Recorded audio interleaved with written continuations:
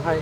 So నిన్న robin hood trailer launch event లో robin David Warner పైన అవును రాజేంద్ర ప్రసాద్ కించపరిచినట్లు మాట్లాడారు. అవును సో దాని మీద మీ అభిప్రాయం? నిజమండి. అంటే చూడండి, తను పెద్ద క్రికెట్ ప్లేయర్ అను ఎస్ఆర్హెచ్ కోసం కప్పు తీసుకొచ్చిన వ్యక్తి. తను ఆస్ట్రేలియా తరపున తను క్యాప్టెన్సీ చేశాడు. ఎన్నో తను అనుకుంటే నిజంగా ఈ చిన్న సినిమా రాబిన్ హుడ్ అసలు పనికిరాదని అనుకుంటే పుష్ప 2, పుష్ప 3, కల్కి ఆ పెద్ద పెద్ద సినిమాలో స్థాయి వ్యక్తి తను. ఆయన నిజంగా ఈరోజు రాబిన్ హుడ్ చేయడమే షాక్ అయిన. అంటే నిజంగా తన స్థాయి అంత పెద్దది. ఆయన ఇంత చిన్న సినిమా చేసిందని మేము అనుకున్నాం. చెటికల్ ఇక్కడ నితిన్ అదృష్టమో లేకుంటే వెంకీ కుడుమల యొక్క అదృష్టమో కలిసి వచ్చింది అనుకున్నట్లుగా తను యాక్ట్ చేశాడు. సో నిజంగా ఒక బయట వ్యక్తి, తను మన ఇండియా వ్యక్తి కాదు, ఒక బయట వ్యక్తి ఇండియా తరపున నిజంగా ₹1 డబ్బు తీసుకోకుండా డైరెక్టర్ ఇప్పుడు ₹1 60 తీసుకోలేని డబ్బు తీసుకోకుండా సినిమాలు యాక్ట్ చేశాడు. సో అక్కడ వరకు ఓకే. నిన్న నోవాటల్లో ప్రీ రిలీజ్ ఈవెంట్ పెట్టారు. సో నిజంగా ఎవరు డేవిడ్ వార్నర్ వచ్చిన తర్వాత స్వాగతం పలికారు. నిజంగా రాజు అందరు బాగా మాట్లాడారు. శ్రీలీల చాలా గొప్ప మాట్లాడింది. సో నేను అప్పుడు డేవిడ్ వార్నర్ బ్యాటింగ్ చూస్తుంటే ఈరోజు తన షూటింగ్లో చూసిన, ఎప్పుడు చూసినా తను వికెట్ అనే వ్యక్తి సార్ టికెట్ అంటే చాలా గొప్పగా శ్రీలీల మాట్లాడింది. మన అమ్మాయి కూడా చాలా బాగా మాట్లాడింది.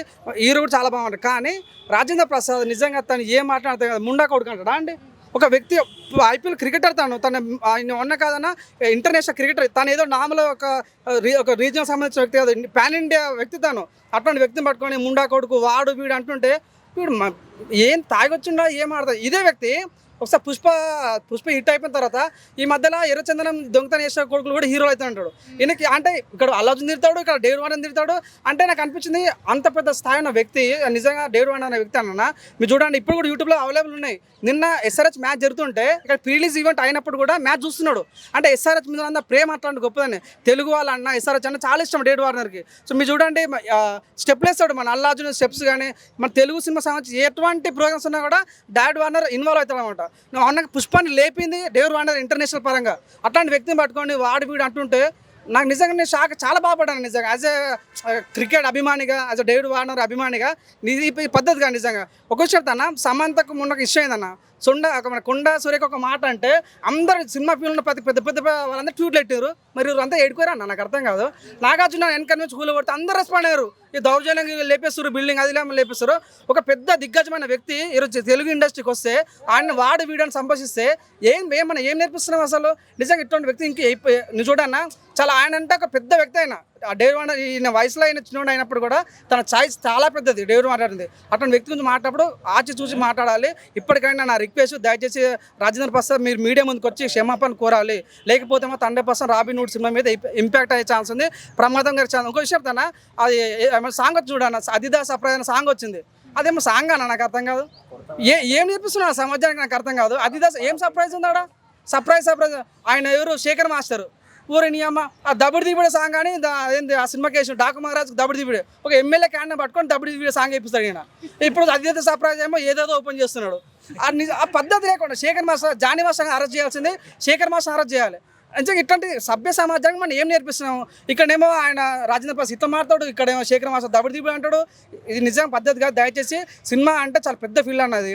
సో నిజంగా ఎమ్మెల్యేలు ఎంపీల కన్నా కూడా ఎక్కువ రెస్పెక్ట్ ఇచ్చేది ఏంటంటే సినిమా ఫీల్డ్. సో నిజంగా అట్లాంటి మంచి ఫీల్డ్లో ఇట్లాంటి విషయాల గురించి ఆలోచించి చేయాలి. నా రిక్వెస్ట్ నాదిగా ప్రతి ఒక్క క్రికెట్ అభిమాను రిక్వెస్ట్ ఏంటంటే దయచేసి మన రాజేంద్ర ప్రసాద్ ద్వారా సారీ చెప్పించండి.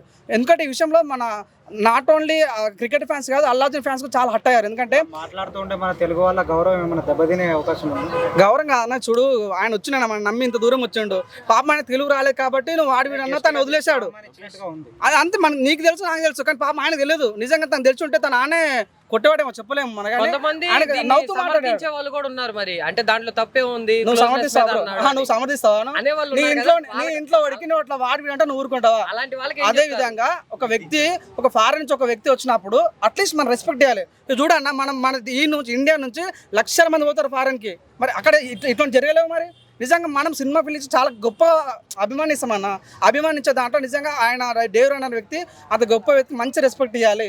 అంతేగాని ఇట్లా నెగిటివ్ మాట్లాడాడు. ఆయన ఏం మాట్లాడతా నోటికి ఏదో సార్ మాట్లాడుతున్నాడు. నిజంగా ఇప్పటి నుంచి ఆ మాట బాగుంటుంది అన్న, పొగరు ఉంటుంది చూడు. నేనే పెద్ద సినిమా ఫీల్డ్లో నేనే పెద్ద అన్నట్టుగా అది తగ్గదు. ఎవడైనా సరే కింద నుంచి పైకి వచ్చిన వాళ్ళే అట్లా ఎప్పుడు విమర్శించదాన్ని మనస్ఫూర్తి కోరుకుంటున్నాను అంతే.